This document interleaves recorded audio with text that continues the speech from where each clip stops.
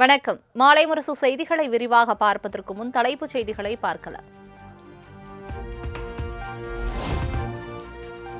1.31 கோடி பயனாளிகளுக்கு 5,000 ரூபாய் மகளிர் உரிமைத் தொகை வரவு வைக்கப்பட்டுள்ளதாக முதலமைச்சர் மு.க.ஸ்டாலின் அறிவிப்பு. பிப்ரவரி, மார்ச், ஏப்ரல் மாதங்களுக்கான முன்பணமாக 3,000, கோடைகால சிறப்பு தொகுப்பாக 2,000 வரவு வைப்பு.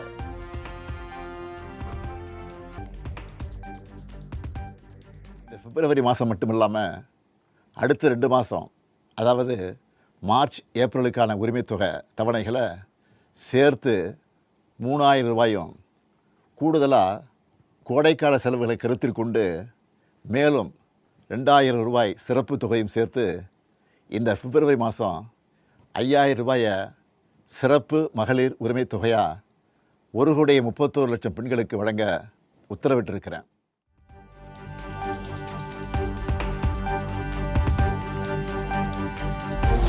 திமுக மீண்டும் ஆட்சிக்கு வந்தால் மகளிர் உரிமைத் தொகை 2,000 ரூபாயாக உயர்த்தி வழங்கப்படும். முதலமைச்சர் மு.க.ஸ்டாலின் அறிவிப்பு. திராவிட மாடல் 2.0 ஆட்சி காலத்தில் உங்களுடைய உரிமைத் தொகை 2,000 ரூபாயாக உயர்த்தி வழங்கப்படும். சொன்னதை செய்கிற முத்துவேல் கருணாநிதி ஸ்டாலின் கொடுக்கிற வாக்குறுதி இது.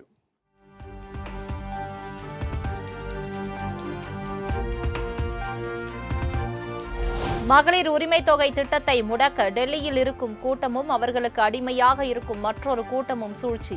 உரிமைத் தொகை திட்டத்திற்கு யார் தடை ஏற்படுத்தினாலும் பின்வாங்க மாட்டேன் என முதலமைச்சர் மு.க.ஸ்டாலின் திட்டவட்டம்.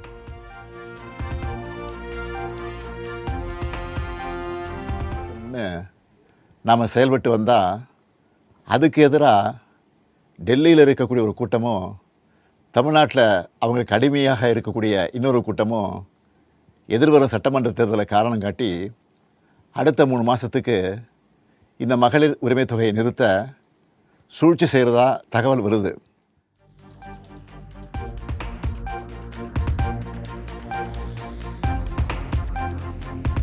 தேர்தல் தோல்வி பயத்தால் மகளிர் உரிமைத் தொகை திட்டத்தில் 5,000 ரூபாய் வரவு வைக்கப்பட்டுள்ளதாக எடப்பாடி பழனிசாமி விமர்சனம். ஆட்சிக்கு வந்து 28 மாதங்கள் உரிமைத் தொகை வழங்கப்படாமல் இருந்தபோது பெண்கள் பாதிக்கப்படவில்லையா எனவும் சரமாரி கேள்வி. சட்டமன்ற பொதுத் தேர்தலை தோற்று விடுவோம் என்ற காரணத்தினால் இந்த அறிவிப்பை வெளியிட்டிருக்கின்றார். இந்த 3 மாத தொகையும் முன்பணமாக கொடுத்து அதோட கோடைகால சிறப்பு தொகுப்பு ஒன்று கொடுத்து அவருடைய வாக்குகளை பெறுவதற்காக இப்படிப்பட்ட ஒரு நாடகத்தை அரங்கேற்றுகின்றார்.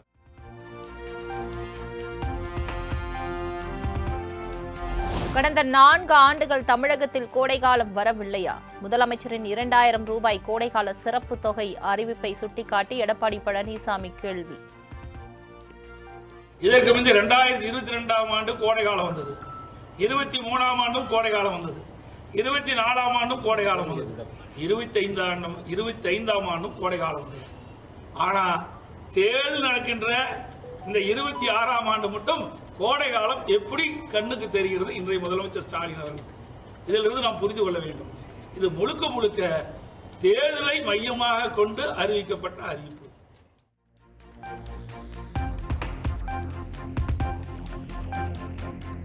புதிதாக கோடைகால சிறப்பு தொகை 2,000 ரூபாய் என திடீரென அறிவித்தது எப்படி என முதலமைச்சருக்கு தாவேகா தலைவர் விஜய் கேள்வி. திமுக தனக்கு போட்டியாக கருதுவது மக்கள் சக்தியான தாவேகாவை தான் எனவும் எக்ஸ் பதிவு. தோல்வி பயத்தால் கலைஞர் மகளிர் உரிமை திட்ட பயனாளிகளுக்கு 5,000 ரூபாய் வரவு. திமுக அரசு மீது அதிமுக முன்னாள் அமைச்சர் ஜெயக்குமார் குற்றச்சாட்டு.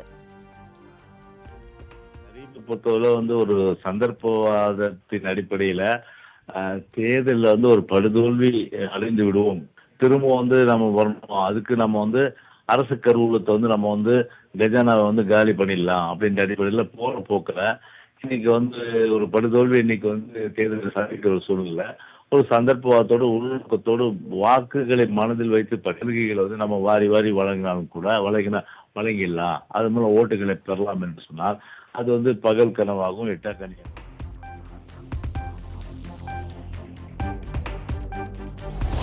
தமிழ்நாடு என்றால் மகளிர் நாடு என்பதை மீண்டும் உறுதி செய்திருக்கிறது முதலமைச்சர் மு.க.ஸ்டாலின் தலைமையிலான திராவிட மாடல் அரசு. மகளிர் உரிமை தொகை திட்ட பயனாளிகளுக்கு 5000 ரூபாய் வரவு வைக்கப்பட்டுள்ளதை சுட்டிக்காட்டி உதயநிதி ஸ்டாலின் பெருமிதம்.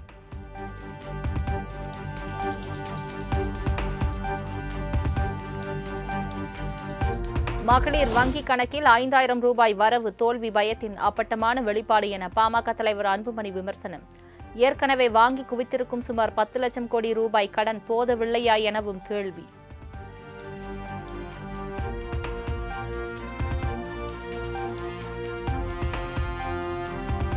தேர்தலை மனதில் வைத்தே மகளிர் உதவித்தொகை திட்ட பயனாளர்களுக்கு 5000 ரூபாய் வரவு வைக்கப்பட்டுள்ளதாக தமிழிசை சவுந்தரராஜன் விமர்சனம். மகளிர் உதவித்தொகை திட்டத்தை மத்திய அரசு முடக்க பார்க்கிறது என சொல்வதில் எந்தவித உண்மையும் இல்லை எனவும் கருத்து.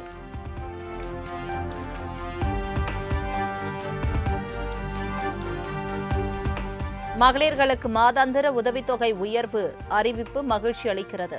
சமூக நீதியையும் மனித நேயத்தையும் உறுதி செய்யும் இந்த திட்டத்தை தமிழ்நாடு காங்கிரஸ் கமிட்டி உறுதியாக காக்கும் என செல்வ பெருந்தகை உறுதி.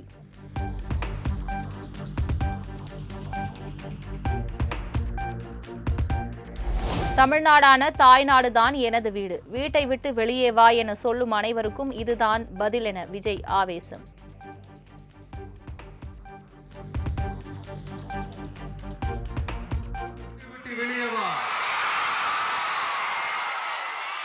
விஜய் பணியூர் விட்டு வெளியே வா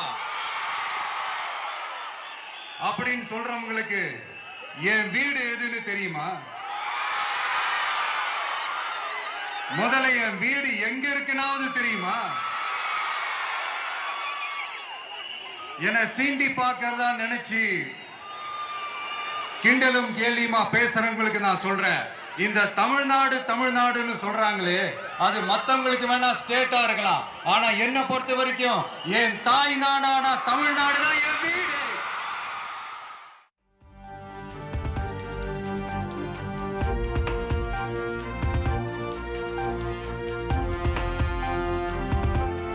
நான்கே முக்கால் ஆண்டு ஆட்சிக்கு பிறகு மக்கள் உங்க கனவு சொல்லுங்க திட்டமா என விஜய் விமர்சனம். திமுகவை ஆட்சியிலிருந்து அகற்றி தாவேகாவை ஆட்சியில் அமர்த்துவதுதான் ஒட்டுமொத்த மக்கள் கனவு என பேச்சு. 4.5 வருஷம் ஆச்சு, 4.25 வருஷத்துக்கு மேல ஆகுது. இப்போ ஒவ்வொரு வீட்டு கதவையா தட்டி உங்கள் கனவுகளை சொல்லுங்கள், உங்கள் கனவுகளை சொல்லுங்கள். நான் இல்ல, ஸ்டாலின் சாருக்கு மக்கள் சார்பா ஒரு கேள்வி, மக்களுடைய கனவு என்னன்னு உங்களுக்கு தெரியுமா சார்?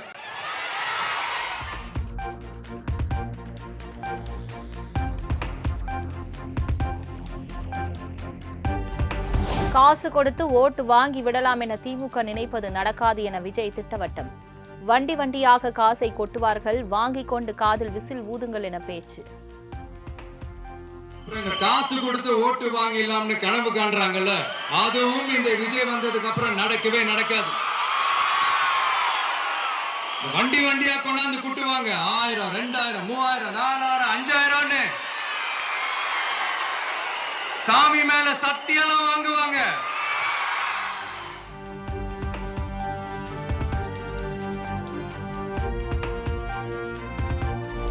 சட்டம் ஒழுங்கு, பெண்கள் பாதுகாப்பு உள்ளிட்ட அனைத்திலும் திமுக ஆட்சி அவுட் ஆஃப் கண்ட்ரோல். டெல்லிக்கு எப்போதுமே அவுட் ஆஃப் கண்ட்ரோல் என கூறும் முதலமைச்சருக்கு தாவேகா தலைவர் விஜய் உலாசல்.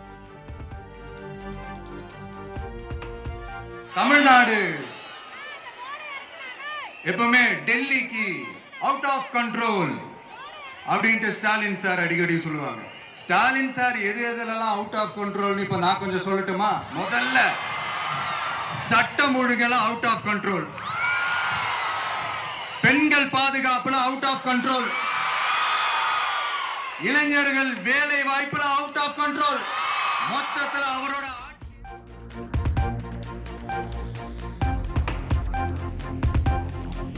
அடுத்தவர்கள் தொடங்கிய கட்சியில் இருப்பவர்கள் தனியாக கட்சி தொடங்கி ஆட்சியை பிடிக்க முடியுமா என விஜய் சவால்.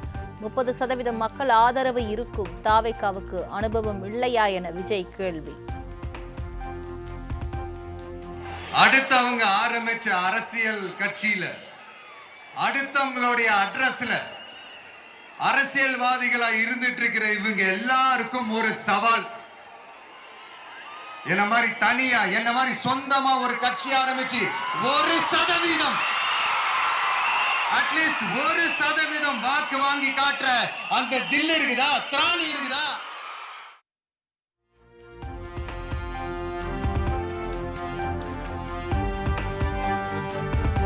தாவேக்க கூறிய ஆட்சியில் பங்கு அனைத்து கூட்டணியிலும் வெடிக்கிறது. ஆட்சி அமைக்க கூட்டணி கட்சி வேண்டும், கொள்ளையடிக்க அவர்களை பார்த்துக் கொள்வார்கள் என திமுக மீது விஜய் பாய்ச்சல். நான் விக்கிரவாண்டி மாநாட்டில் பேசும்போது ஒரு பொலிட்டிக்கல் பாம் ஒன்னு சொன்ன ஞாபகம் இருக்கா? ஆட்சியிலையும் பங்கு, அதிகாரத்திலையும் பங்குன்னு ஒன்னு சொன்னேன். இப்போ அந்த பொலிட்டிக்கல் பாம் எல்லா கூட்டணியிலையும் வெடிச்சுக்கிட்டு இருக்கு, தாறுமாற வெடிச்சுக்கிட்டு இருக்கு.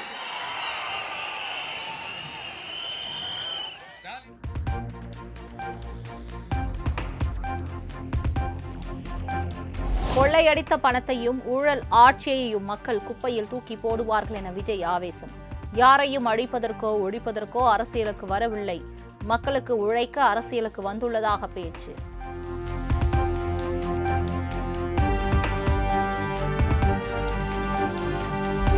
சேலத்தில் நடந்த தமிழக வெற்றிக்கழக பரப்புரையில் பங்கேற்றவர் உயிரிழப்பு. மராட்டியத்தை சேர்ந்த சுராஜ் என்பவர் நெஞ்சுவலி காரணமாக உயிரிழந்ததாக தகவல்.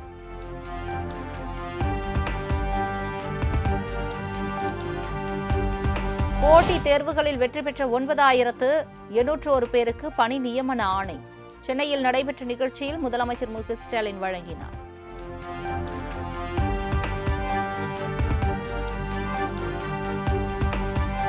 சிவகங்கை மாவட்டம் கீழடியில் 22.34 கோடியில் பிரம்மாண்டமாக அமைக்கப்பட்டுள்ள திறந்தவெளி அருங்காட்சியகம் காணொலி காட்சி மூலம் திறந்து வைத்தார் முதலமைச்சர் மு க ஸ்டாலின்.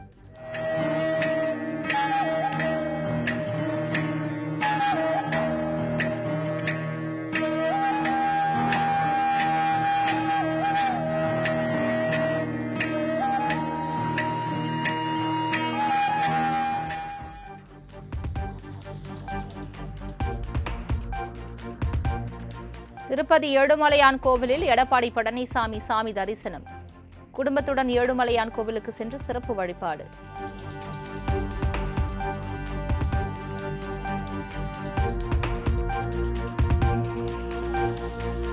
தமிழகத்தின் பல்வேறு பகுதிகளில் திமுக அரசை கண்டித்து அதிமுக சார்பில் கண்டன ஆர்ப்பாட்டம்.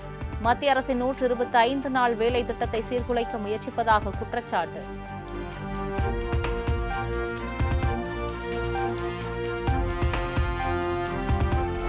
இரண்டாயிரத்து 26 சட்டமன்ற தேர்தல் முன்னேற்பாடுகள் குறித்து இந்திய தேர்தல் ஆணைய துணை ஆணையர்கள் தலைமையில் ஆலோசனை. தலைமை தேர்தல் அதிகாரி அர்ச்சனா பட்நாயக் உள்ளிட்ட அதிகாரிகள் ஆலோசனையில் பங்கேற்பு.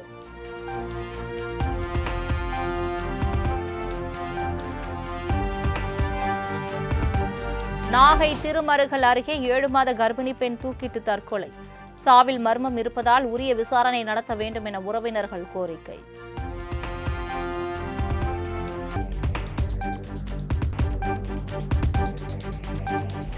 டெல்லியில் பிரதமர் அலுவலகத்தின் புதிய கட்டிடம் திறப்பு விழா. சேவாதீத் என்ற கட்டிடத்தை திறந்து வைத்தார் பிரதமர் மோடி.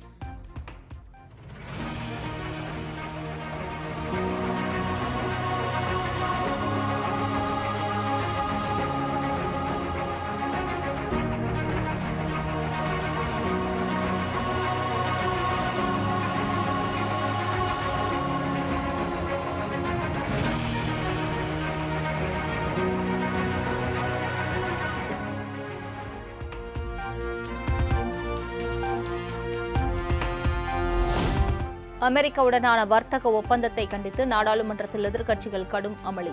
இரு அவைகளும் மார்ச் 9ஆம் தேதி வரை ஒத்திவைப்பு.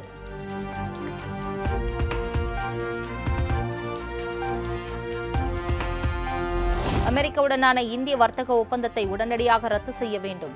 நாடாளுமன்ற வளாகத்தில் எதிர்க்கட்சி எம்பிக்கள் ஆர்ப்பாட்டம்.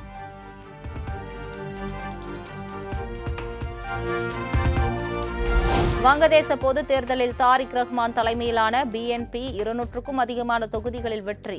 பிஎன்பி கட்சித் தலைவர் தாரிக் ரஹ்மான் வங்கதேசத்தின் புதிய பிரதமராக தேர்வாக வாய்ப்பு.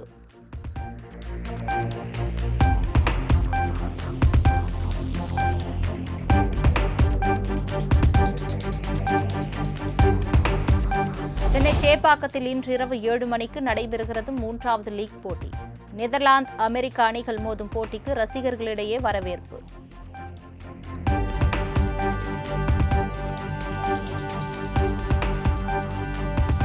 சென்னையில் ஆபரண தங்கத்தின் விலை சவரனுக்கு 1600 ரூபாய் குறைவு. ஆபரண தங்கம் ஒரு சவரன் 1,15,200 ரூபாய்க்கு விற்பனை.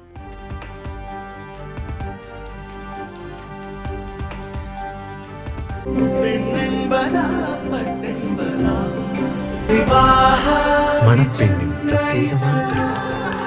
விவாஹா தி சென்னை சில்க்ஸ்.